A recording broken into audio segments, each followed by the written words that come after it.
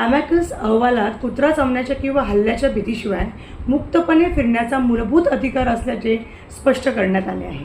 सोमवारी सर्वोच्च न्यायालयाने दिल्ली NCR मधील अधिकाऱ्यांना सर्व भटक्या कुत्र्यांना समर्पित श्वान आश्रयस्थानांमध्ये स्थलांतरित करण्याचे निर्देश दिले आणि त्यांना पुन्हा रस्त्यावर सोडू नये हे अधोरेखित केले. कुत्रा चावण्याच्या किंवा हल्ल्याच्या भीतीशिवाय मुक्तपणे फिरण्याच्या मानवाच्या मूलभूत अधिकारावर भर देत सर्वोच्च न्यायालयाने नियुक्त केलेल्या ॲमॅकस क्युरीने भटक्या कुत्र्यांना आश्रयस्थानात स्थलांतरित करण्याची आणि त्यांना पुन्हा रस्त्यावर सोडू नये अशी शिफारस केली होती.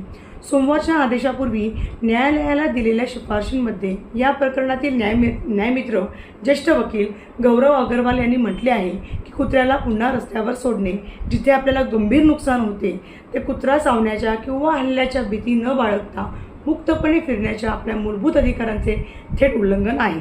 कुत्र्यांच्या चाव्याच्या वाढत्या आकडेवारीचा अहवाला देत अहवालात म्हटले आहे, आपल्या रस्त्यांवर, विमानतळ, रेल्वे स्थानक अशा सार्वजनिक ठिकाणी भटक्या कुत्र्यांची उपस्थिती ही भारतीय संविधानाच्या अंतर्गत आपल्या मूलभूत अधिकारांचे थेट उल्लंघन आहे. अहवालात असे सुचवण्यात आले आहे की न्यायालय दिल्लीतील महापालिका अधिकाऱ्यांना पुढील 6 ते 8 आठवड्यामध्ये 5,000 कुत्र्यांसाठी निवारा तयार करून देण्याची सुरुवात करण्याचे निर्देश देऊ शकते.